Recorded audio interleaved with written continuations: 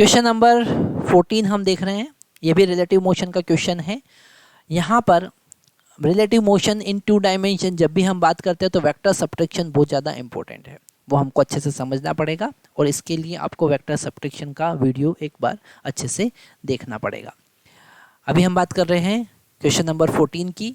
इसमें क्वेश्चन है, इन अ harbour wind is blowing at the speed of 72 km per hour and the flag on the most of the boats anchored in harbor fluttered along northeast direction। Okay तो हमको यहाँ पर north direction और east direction सबसे पहले consider करना पड़ेगा। तो ये हमने ईस्ट डायरेक्शन कंसीडर किया और ये हमने नॉर्थ डायरेक्शन कंसीडर किया। और अगर यहाँ पे कोई एंगल नहीं दे रखा है, डायरेक्ट बोला है नॉर्थ ईस्ट मतलब कि 45 डिग्री, तो जो विंड है it is blowing in north east direction, so we are considering this direction which is at angle 45 degree. ये एंगल कितना है? 45 डिग्री।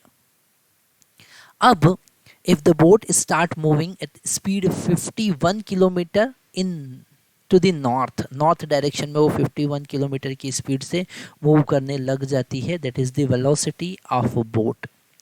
और इनका मैग्नीट्यूड कितना है? वेलोसिटी ऑफ विंड का मैग्नीट्यूड है 72 किलोमीटर पर आवर और वेलोसिटी ऑफ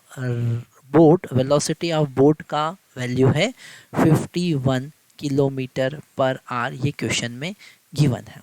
ओके हमको फाइंड करना है what is the direction of flag on mast of the boat, मतलब कि हमको फाइंड करना है velocity of wind with respect to boat, क्योंकि बोट के रिस्पेक्ट में वेलोसिटी, विंड का वेलोसिटी जो होगा उसी डायरेक्शन में सारे फ्लैग मूव करेंगे।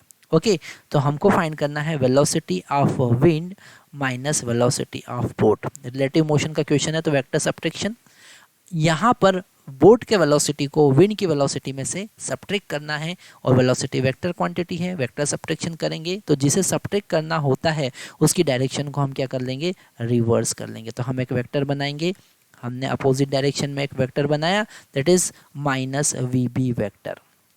और फाइनली हम वी डब्ल्यू को और माइनस वी वेक्टर को ऐड कर देंगे तो हमको एक रिजल्टेंट वेक्टर मिलेगा velocity of wind with respect to boat. ठीक है, हम ये एंगल बीटा फाइंड करेंगे। ओके हमारे पास में एक वेक्टर है वी डब्ल्यू, हमारे पास में है वी बी, और जिस वेक्टर के साथ में एंगल फाइंड करना होता है उसके लिए फार्मूला हम यूज़ करेंगे टेन बीटा। अब ये फार्मूला कहाँ से आया उसको समझने के लिए आपको वेक्टर सब्ट्रैक्शन को समझना पड़ेगा। Tan beta is equal to v b sine theta. Theta is the angle between this two vector. हमारे पास में यहाँ पर दो वेक्टर है, एक है वी डब्ल्यू ओके और दूसरा है एक माइनस वी बी, और इन दोनों के बीच का एंगल है 135 degree, that is equal to theta. Okay दोनों वेक्टर के बीच का एंगल। ठीक है, इन दोनों को ऐड करना है, डिवाइडेड बाय वी डब्ल्यू plus v b cos theta, है ना। इन दो वेक्टर एडिशन का हमने फार्मूला लगा दिया। या फिर आप थीटा 45 लेकर यहाँ पर माइनस साइन का यूज़ कर सकते हैं। तो हमारे पास वी बी का वैल्यू कितना है? वी बी का वैल्यू है 51। ओके इट इज़ 51 और sine 135 that is equal to 1/√2 and v डब्ल्यू is equal to 72 plus cos 135 degree.